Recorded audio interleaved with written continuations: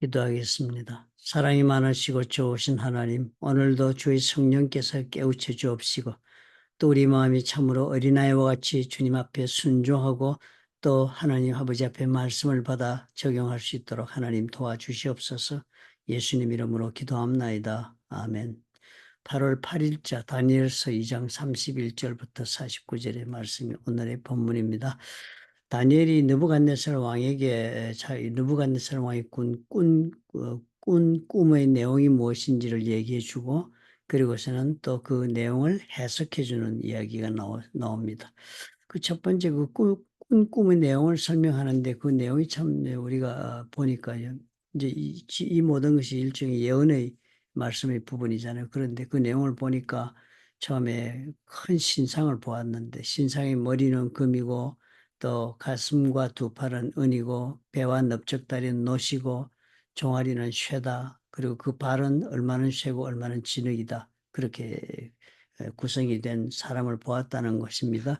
그러니까 이 왕이 그런 꿈속에서 본 그 큰 신상을 보았는데 그렇게 사람처럼 생긴 모습에서 보니까 처음에는 금, 은, 그 다음에 놋, 그 다음에 철 이렇게 진행이 됩니다. 그러니까 이제 이렇게 점점 그렇게 이루고 있는 부분들이 발적으로 내려가면서 가치가 점점 떨어지는 금속들이네요, 그죠? 금이 제일 좋고 그다음에 은이고 노시고 그다음에 철이니까 이렇게 가치가 점점 질이 떨어지는 그런 금속들로 이렇게 이루어졌습니다. 그러니까 이게 보면은 사실 이렇게 보니까 꾼 것을 이렇게 보니까 점점점 아래로 떨어갈수록 질이 떨어진다 이러지만 사실 우리가 이 예언을 우리가 생각해 보면 앞으로 다니엘이 해석을 할 때 첫 번째 금이 그 바빌론 느부갓네살 왕의 그 시대가 금에 해당한다고 얘기를 한 것으로 보면은 그 다음에 우리가 역사를 아니까요. 역사를 보면 바빌론 제국 다음에는 일어난 제국이 무엇이었습니까? 메데, 페르시아, 메데와 바사라고 생겨 나오죠. 메데 페르시아. 그래서 그 페르시아 제국이 다스리는 나라가 돼서 그때 고레스가 유대인들을 돌아가게 해준 그런 역사가 벌어지죠. 그런 다음에 그 페르시아 제국이 헬라 제국에 그리스 대제국 알렉산더 대제에게 망하지 않습니까? 그 다음에 그 헬라 제국이 로마 제국이 멸망하고 로마 제국이 들어왔을 때 예수님이 탄생하시고 하나님의 나라가 세워지는 그런 역사가 시작이 됐다는 거 우리가 성경을 통해서 알잖아요. 역사를 알고. 그러니까 우리가 그런 상황을 보고서 오늘 해석한 것을 읽어보면은 사실상 이것이 그런 제국들의 순서를 우리가 역사적으로 알기 때문에 이 해석을 거기에 맞춰가면서 할 수가 있겠습니다. 그죠? 그런데 그 느부갓네살 왕이 중요한 것은 무엇입니까? 이런 꿈을 본인이 다 꾸었다는 것 아닙니까? 그러니까 하나님께서 느부갓네살 왕에게 하나님께서 앞으로 역사를 바빌론 그때부터 앞으로 하나님의 나라를 이루실 때까지 어떻게 순서적으로 하나님이 계획을 가지고 역사를 만들어 가는 것을 꿈으로 다 보여주었습니다. 느부갓네살 왕이 장차 일어날 일에 대해서 잠자기 전에 자기가 깊이 생각하는 중에 잠이 들었는데 이런 꿈을 꾸었다는 걸 보니까 하나님 그렇게 알려주신 것입니다. 느부갓네살에게. 또 그렇다고 적어놓았죠. 어제 말씀을 보니까. 그렇게 하나님이 알려주셨는데 불구하고 어떻게 해요? 하나님의 계획을 보았지만 이 사람은 해석이 불가능했습니다. 하나님의 사람인 다니엘이 해석을 해주지 않으면 해석이 불가능했습니다. 이것이 하나님의 사람과 하나님의 자녀들과 세상의 자녀들의 차이점이라고 보여지지 않습니까? 세상의 자녀들도 역사를 보고 역사를 알기는 합니다. 그런데요, 그 역사의 의미를 해석하는 데서는 전혀 하나님의 자녀들과는 그 해석하는 면에서는 다르거나 혹은 또 해석을 전혀 해내지를 못하는 그런 사람들이 되고 맙니다. 우리가 이것을 보면 참 하나님 앞에 우리가 깊은 책임감을 느껴야 할 것 같아요. 우리 하나님께서 우리에게 정말 역사를 보고 깨달을 수 있는 그런 해석, 즉 의미를 우리가 알 수 있는 그런 사람들로 하나님 은혜를 주시고 우리의 영적으로 눈이 깨고 그리고 또 그래서 하나님의 그 역사가 계획 가운데 진행되는 것이 무슨 의미를 가지며 어떤 일이 벌어질까를 그렇게 알 수 있게 해줬다는 것은 참으로 세상 사람들에 대하여 우리가 그것을 아는 사람들로서의 책임과 의무가 있다는 것을 우리가 기억해야 되지 않겠나 하는 생각이 듭니다. 그렇게 해서 이 내용을 가만히 관찰해 보니까 참 재밌는 것은 그 신상이 깨어지는데요. 돌에 맞아서 깨어지는데 그 돌이 사람의 손으로 뜨지 않은 돌이다. 그러니까 사람에게서 나온 사람이 만든 돌도 아니고 사람에게서 나지 않은 그런 돌이 바위에서 그 돌이 큰 바위에서 돌이 떠지더니 그 돌이 이 신상을 때려 부수는데 신상을 때려가지고 완전히 무너지게 만들어 버리는데 그렇게 완전히 깨어지고 나니까 그 다음에 이 돌이 숫자가 점점 늘어가면서 신상은 먼지도 없이 사라져 버리고 돌이 온 천지에 가득하게 그렇게 찼다는 거죠. 그래서 사실 그 얘기를 가만히 듣고 우리가 예수 그리스도의 탄생한 내용을 우리가 알기 때문에 가만히 비교해 보니까 참 이 암시하고 있는 이 예언의 모습으로 우리 주고 있는 말씀이 우리에게 우리가 로마가 끝날 때 그 제국에서 예수 그리스도께 태어나고 로마는 멸망하고 그런 과정 속에서 교회가 세워지고 복음이 전파되고 하면서 하나님의 나라가 점점 확장되고 그 교회를 통하여 주의 성령의 역사가 온 세상에 퍼지면서 오늘까지 복음이 전파되고 이렇게 지내온 것을 우리가 안다면 이해를 한다면은 아마 지금도 이 돌이 점점점 늘어간다는 이야기는 우리가 그런 하나님의 성령의 역사가 점점점 늘어가서 하나님의 이 나라가 점점점 확장되어서 세상의 제국들을 멸망시킨다 하는 것과 연관지어서 우리가 볼 수 있겠습니다. 즉 그렇다면 우리는 정확한 뭐 이 예언의 시간을 따지기 전에 우리가 알 수 있는 것은 무엇이 있습니까? 예수 그리스도께서 이 땅에 오셔서 정말 세상의 제국들에게 하나님 앞에서 예수는 십자가에 달리고 정말 그것으로 실패하고 죽은 것처럼 보여졌지만 부활하심으로 사망의 권세를 이기고서는 하나님의 교회를 통하여 성령의 역사, 예수의 영의 역사가 일어나서 하나님의 나라가 이 세상 제국들 가운데서 지금 점점점 확대되어 가고 그리고 커져 가고 있다 하는 것을 우리가 기대할 수 있겠습니다. 그것이 하나님의 계획이다 하는 것을 볼 수 있겠습니다. 그러니까 우리가 이런 것을 우리는 이해하고 살지만 세상 사람들은 이것을 이해하지 못하고 삽니다.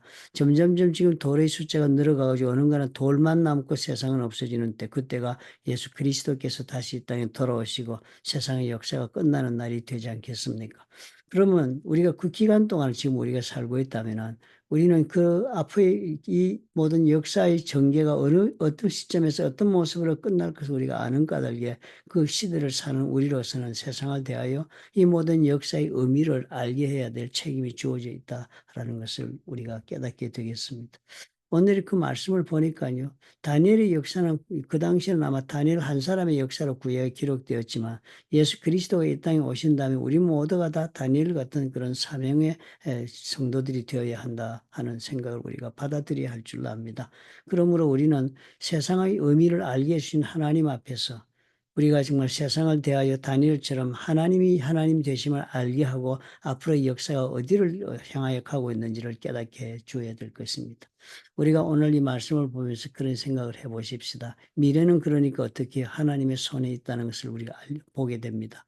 하나님은 그 미래를 계획을 가지시고 진행해 나가시고 결국은 어떻게 해요? 하나님의 나라가 이 세상을 다 통치할 때까지 하나님은 그 역사를 계속해 가실 것이다라는 그런 계획을 우리가 알게 됩니다. 그런 계획이 어느 시간에 어떤 모습으로 전개되어서 어떻게 우리 실생활에 적용될지는 우리는 알지 못합니다. 우리 미래가 과연 어떤 모습으로 나에게 내 삶 속에 이루어질지는 알지 못하지만 우리는 한 가지는 그래서 분명히 압니다. 우리 미래는 내가 어떻게 어떤 미래를 살고 어떤 일이 나에게 벌어질지는 모르지만 나의 미래는 누구 손에 있다는 것은 분명히 알게 되죠. 그죠? 우리의 미래의 내용은 알지 못하지만 미래가 누구의 손에 있는가를 알므로 그 다음에 우리는 어떻게 해요?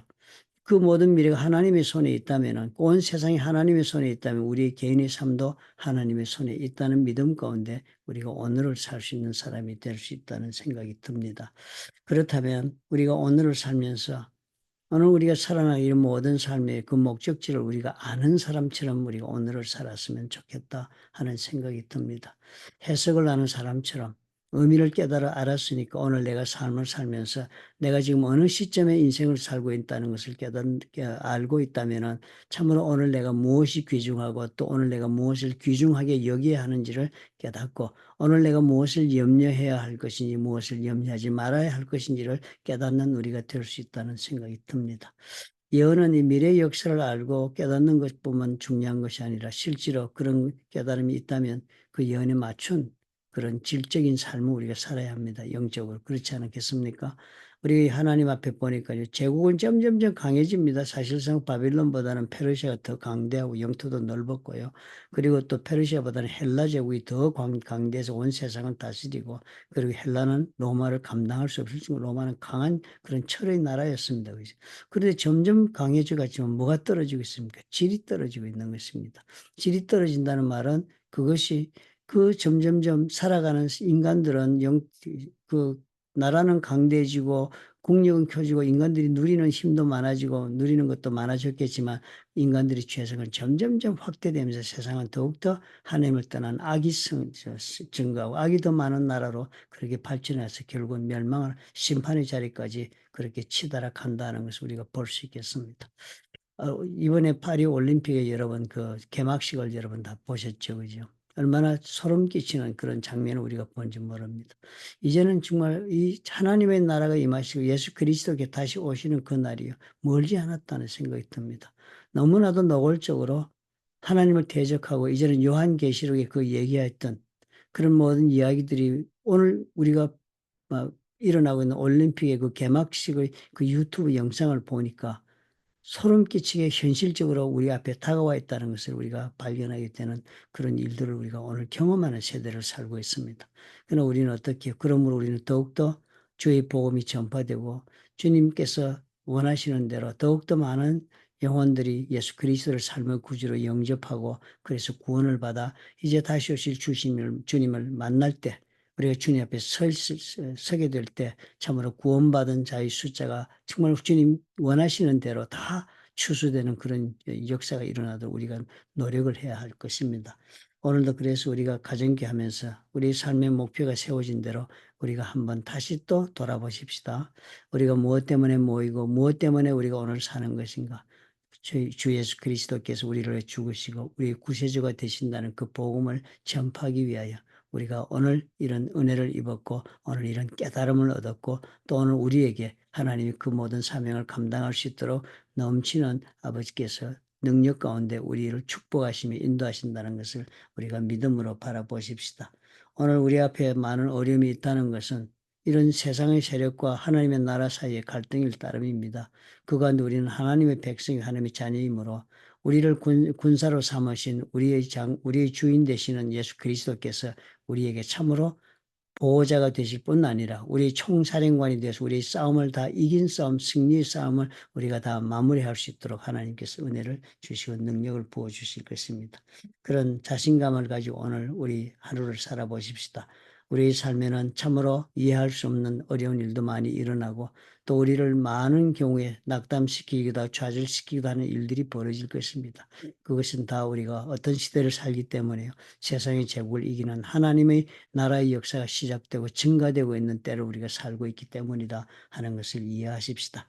용기를 내서 오늘도 주의 나라와 그 의를 위하여 우리가 살아가는 그런 선택한 우리 모두의 삶이 될 수 있기를 예수님의 이름으로 우리가 다 기도하며 그렇게 구하는 하루가 되었으면 좋겠다 하는 생각이 듭니다. 기도하겠습니다. 좋으신 하나님 아버지 감사합니다. 참으로 이제는 주님이여 인간의 죄악이 아버지 관영하여 그 때가 다 온 것처럼 여겨지는 그런 놀라운 아버지여 일들을 우리가 눈으로 목도하며 살고 있습니다. 하나님 도와주시고 역사하셔서 오늘 이 자리까지 우리가 왔다면은 우리가 이렇게 살아가고 있는 우리 삶에 있어서는 하나님께서 원하시는 일이 무엇인가 분명히 우리가 깨닫기를 원하시는 줄 압니다. 주 예수 그리스도께서 우리 구세주가 되심을 증거하고 예수만 믿으면 하나님 앞에 구원받을 수 있다는 이 놀라운 복음이 아버지여 절망 가운데 죄악 가운데 죽어가는 영혼들을 향하여 전파될 수 있도록 우리 모두에게 주님이여 의미를 알고 인생을 경영할 줄 아는 그런 깨달음의 사람들이 되도록 축복해 주옵소서. 예수님 이름으로 기도합나이다. 아멘. 종말이 정말 멀지 않았다 하는 그 말씀들이 이제는 정말 실감나게 우리 눈앞에 다가왔다. 우리 하나님 앞에 오늘도 여러분 그런 종말을 아는 우리로서 역사의 그 의미를 아는 우리로서의 참 감당해야 할 그런 의무로 우리가 새롭게 용기를 가지고 감당하는 그런 하루가 되었으면 좋겠다 생각이 듭니다. 오늘도 열심히 우리 살아봅시다. 아멘.